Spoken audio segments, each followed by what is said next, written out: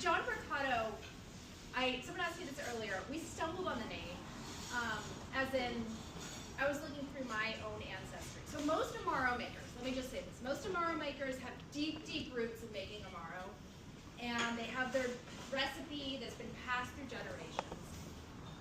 We didn't, which is also an asset for us, because it meant that we could say, well, what is California Amaro, and not have to tie it to some preconceived idea. So we felt that was liberating. But then we still wanted to acknowledge that we wanted roots in the Amaro tradition, the Italian tradition. We both lived in Italy for a couple of years. And we wanted to have roots in California and roots in San Francisco in particular. And I do have those roots. I have multiple generations of San Franciscans in my ancestors. And I started digging through all of their stories. My aunt had created a whole genealogy, and I dug through it. And everyone was cool. They were fine. There were like some names that were fine. Their stories were fine. But like nothing felt right. And so I was like, you know what? It doesn't have to be about us. It shouldn't be about us. The whole dream we were trying to create wasn't about us. And so I started digging through the history of San Francisco and really wanted to find someone that was connected to Italy, that was, you know, North Beach stories, that was community building and so forth, and just stumbled on A Farmer Goes to Town. So we wanted to bring flavors of all of California into an urban distillery, and so the farmer's market was just a automatic thing to celebrate. So I got my PhD. One of my advisors wrote her dissertation on the Victory Gardens. So I had already learned so much about the Victory Gardens and their incredible role in the history of this country and the history of the urban versus agricultural kind of connections and so forth. And so reading that he was the leader of the Victory Gardens here in San Francisco, and then reading about who he was, and this is before I met any of you, I was just reading the book, and I fell completely in love. I fell in love with his humor, with his vision, his community drive, and so forth. And then I reached out to Kathy. I don't even remember how I found you, but I was like, I'm going to tell you. Is now the moment? Okay, if you want me to. Yeah. Sure, bring it on. I found the message that you sent me. It was on Facebook Messenger. Where is it? Thank you, Zuckerberg. You sent it December 2nd, 2019. Hi Kathy, I'm writing because my husband and I are launching an Amaro company in San Francisco. I get emotional, I'm sorry. So anyway, we have cultural bounty in Northern California.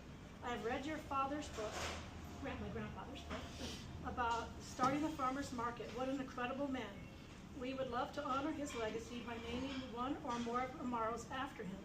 Would you be open to conversation so we can tell you more about our fledgling company? If so, please email me. So that was, for some reason, I didn't respond till March of 2020. Writing to me about She found the email again? Said it's just like, yeah. So I talked to my Uncle Pete and my father, who. But she thought, like, was this a scam or something? What do you And think of this? And they're like, this is just too good to be true. And I said, well, let me contact her. So I did. Started building on it, and it's like, no, this is good, all good, and it's true. So we've been so honored. And I have a funny story because I was able to come to your sneak peek event with Brian and I came, and people knew more about him than I remember. People that have read his books. So Brian and I decided we better read his book. What we remember about him is not so much that, but the comedy, the fun, the love that he had for his family. I think we all remember that kind of love. But one thing just to bring up is whenever we got together with him, he always gave us produce, always from farmers markets. There was always bags of produce. We'd go to his house and behind that. So today, my son brought produce from his farms. We got a whole car full of produce for everybody. And some artichokes, so don't leave without checking my car. Yeah, he cut it fresh this morning, right off. So it's romaine lettuce and broccoli, so and artichokes.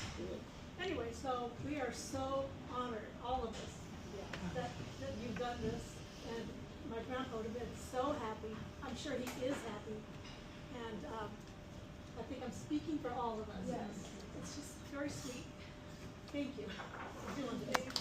Yay.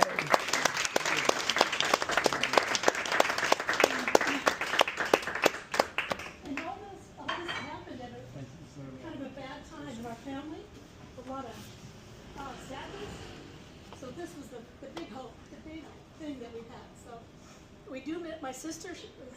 We miss her today. She's up in the mountains, and my husband, but they're here in spirit. So thanks again. Thank you. Yay. Good, very good. I don't want to say anything else after that. I do want to honor that we have 3 families here together. My mother, I didn't introduce her earlier, City of the Corn, Nancy, and my cousin Louise came in. I talked about my brothers and cousin Louise is right here. We have 3 families. We have your family, we have my family, and then we've created a family here at the distillery. And I just want to do a shout out to the team that's here because they're incredible people. I hope you overlap with them. I hope you come back. We will always welcome you. But I just want to give a shout out to the people here. We have Layla, right here behind the bar. We have Rai. We have Chef Chip and Chef Annelle in the window. We have John here, who's out and about talking about our products and the market and your family and the legacy. We have our distillery director, Brandon, here. Director of Operations, Adam. And we have amazing like Mario, who's done all these flowers. And in that spirit, we also have a bouquet for each of the generation. So let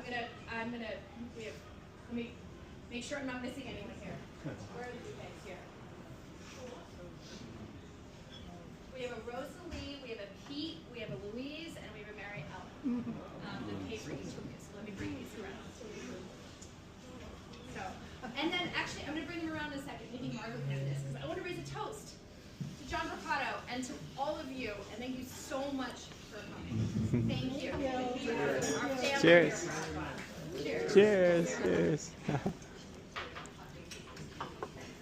Okay. Back to food. There's more food. There's always more food. That's the way that we honor your family. There's always more food. I know food is What's wrong? Yeah. I videoed it.